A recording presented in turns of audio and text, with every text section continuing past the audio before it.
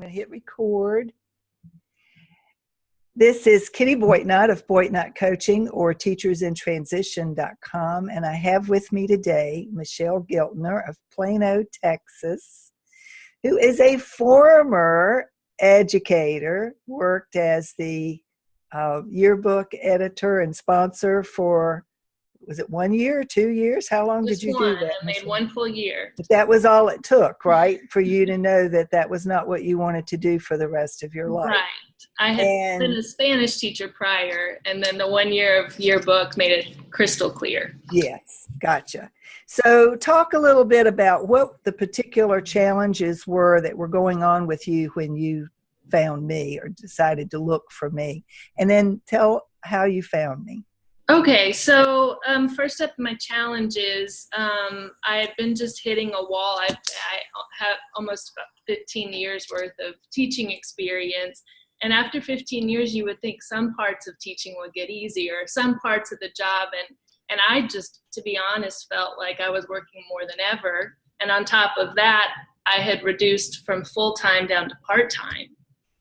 So a teacher salary cut in half with all of the responsibilities of a yearbook advisor on top of, my lesson planning for my Spanish classes. And I was up early in the morning. I think it was 3:30 in the morning, and I was proofreading some yearbook pages. It was my birthday. Oh my goodness! And when when that little light went off in my head, I thought, what am I doing? There's no way I'll make it to retirement. I'm 39, so it's time to figure out a different plan. Yeah. I was tired of grading on weekends and all that time away from my family. Yeah. All that stress. So, and your primary interest is your family, right? That's right. The number one thing for you. Right.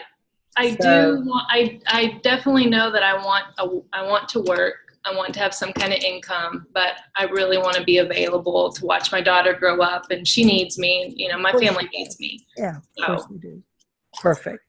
So, do you remember how you found me? Was it? I think I was typing in the traditional, those beautifully cathartic Google search terms, and it was something like, I can't stand teaching anymore. What do I do? Okay.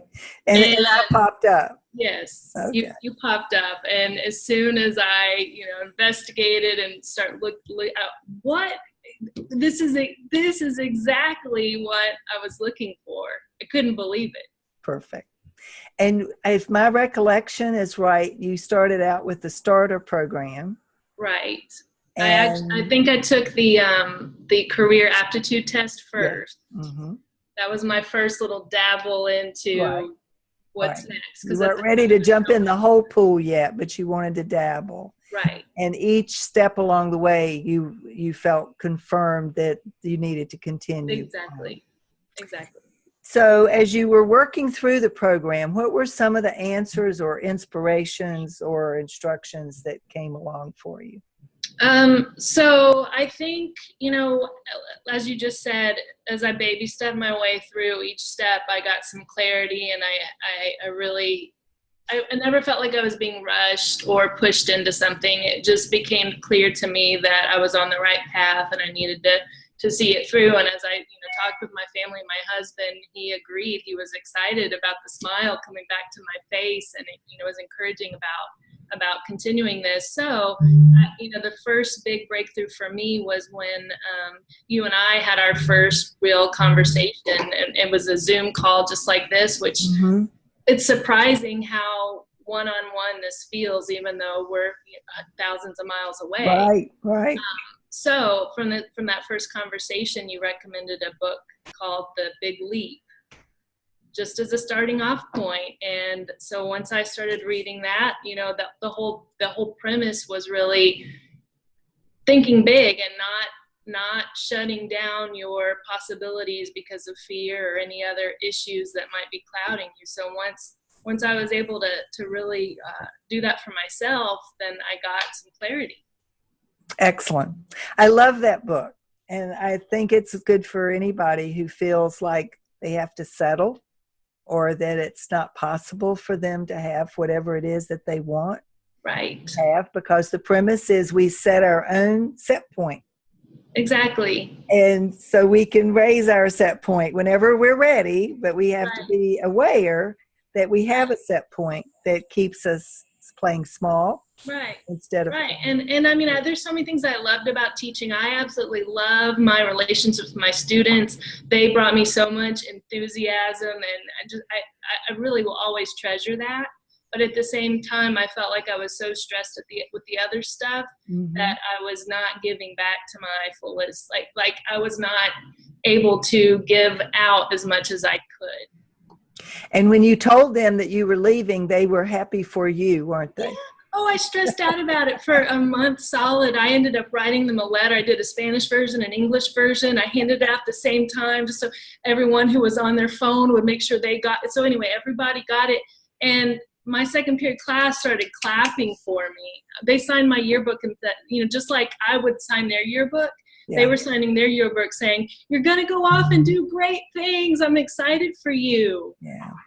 I am too. I think you're going to be doing some great things too. So tell us a little bit about what you are doing. What you've resigned. You won't be going back next year. I did. Taking that big leap.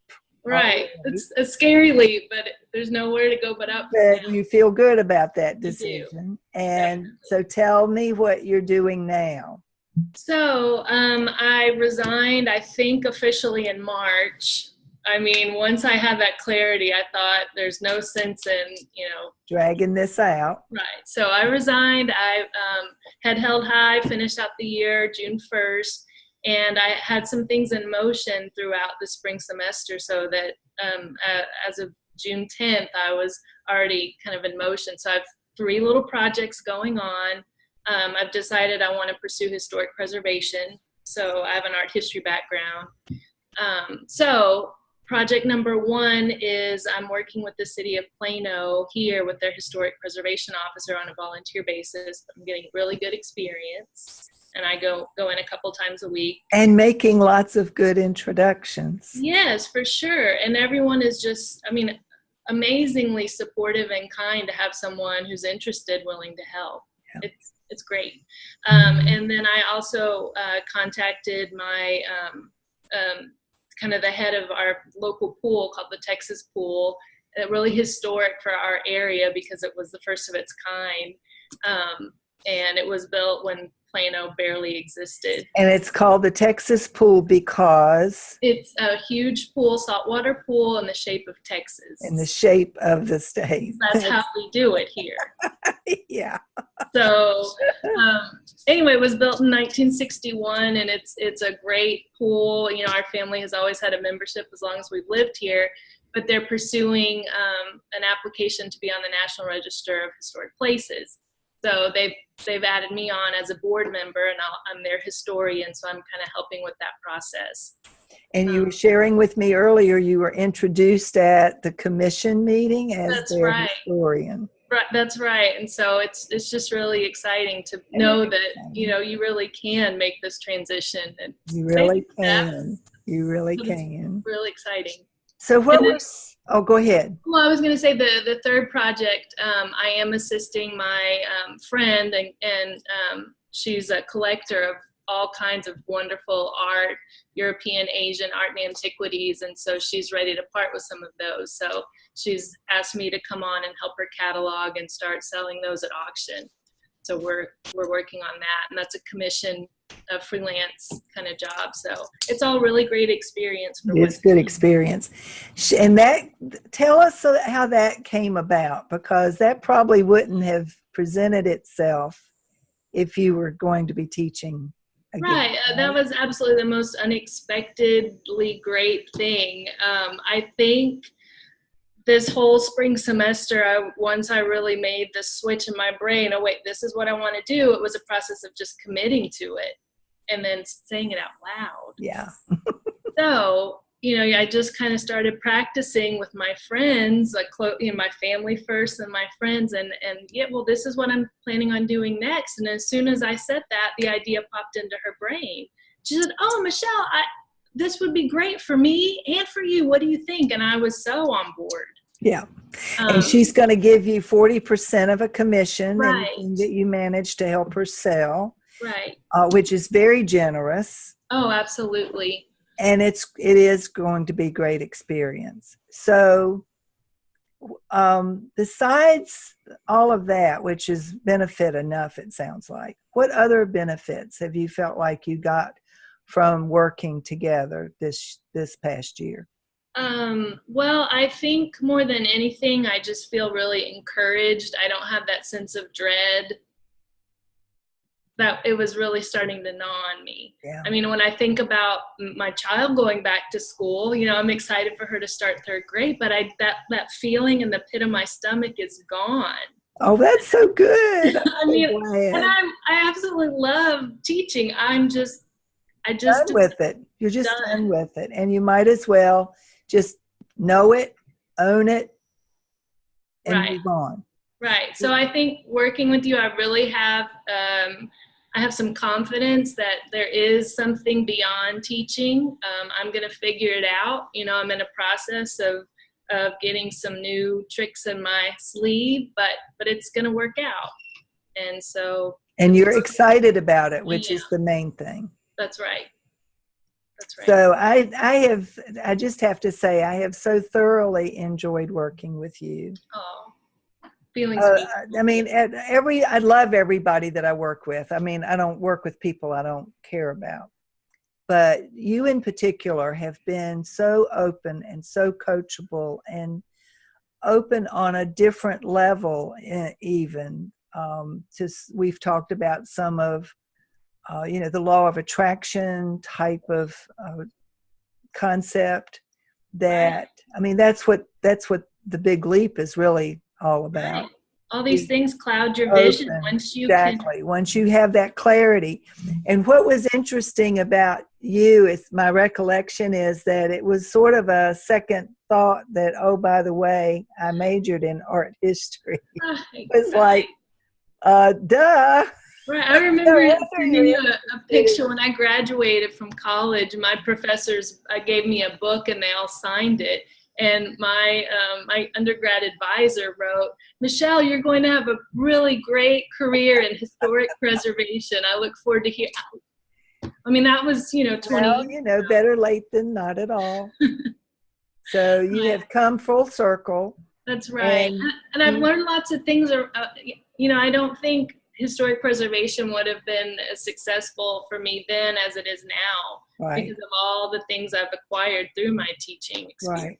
Well, and that's also key. You've got this extra life experience to bring to this new endeavor, but Right. also a fresh passion Right. about. That was the other thing that I noted about you, is that you're truly passionate about wanting to help Plano maintain its historical Right. preservation, which reminds me, after this call, after we go off the recording, I have a name for you. Oh. Somebody here in Richmond who does historic preservation in using drywall and plaster Ooh. and he's worked on some Williamsburg homes. He's worked on Talk about history. there's a Mason's building here in Richmond, which is, I think he said, the oldest building in the country, or it's really old.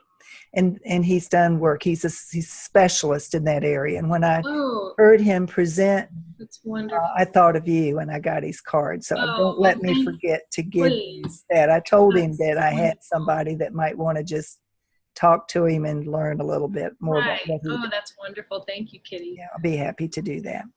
So, I know you've said you would, but would you tell why you would be willing to recommend me to other people if you run across them in your travels? I mean, it's been really easy. It's been completely natural. But after, sharing my experience with my friends and some of my coworkers, I've been shocked at how many people say, "Oh, I'm not that brave."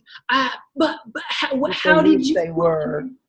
They want to know. Mm-hmm. They want to know how this happened, and so I've already shared your name several times. I think I had a lot of fear.